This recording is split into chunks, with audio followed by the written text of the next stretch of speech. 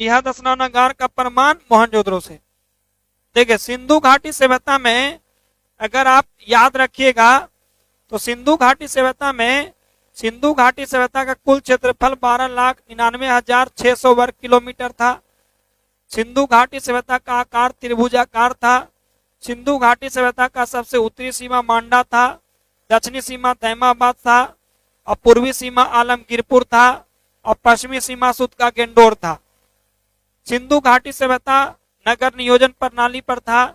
इसका सबसे प्रमुख विशेषता नगर नियोजन प्रणाली था। सिंधु घाटी सभ्यता का समाज जो था, समाज वो मातृ सत्तात्मक था और इसका लिपि भाव चित्रात्मक था। सिंधु घाटी सभ्यता में मुद्रा पर जो चित्र मिला है, हाथी, बाघ, हिरण, गैंडा, भैंस का चित्र मिला है और मुहर पर एक सिंग वाला बैल का चित्र मिला है। सिंधु घाटी सभ्यता के मुहर पर एक सिंग वाला बैल और मुद्रा पर हाथी, बाघ, हिरण, गैंडा, भैंस का चित्र मिलता है। सिंधु घाटी सभ्यता की सबसे बड़ी विशेषता नगर नियोजन प्रणाली थी। दूसरा बड़ी विशेषता पक्की मिट्टी थी।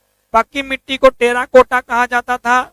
सिंधु घाटी सभ्यता के लोग रागी मड़ुआ को नहीं उगाते थे, उसको छोड़ करके बाकी सभी फसल को उगाते थे।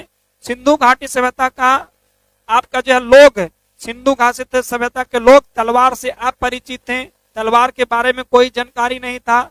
सिंधु घाटी सभ्यता का बंदरगाह यानी डॉकयार्ड का प्रमाण लोथल से मिला है।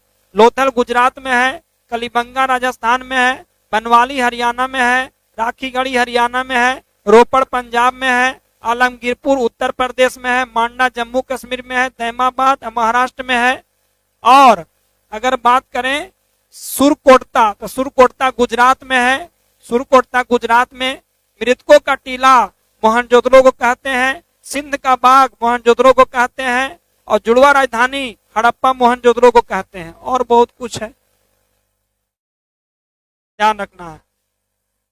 उत्तर से दक्षिण तक की लंबाई 1100, पूरब से पश्चिम 1600, पूरब से पश्चिम 1600,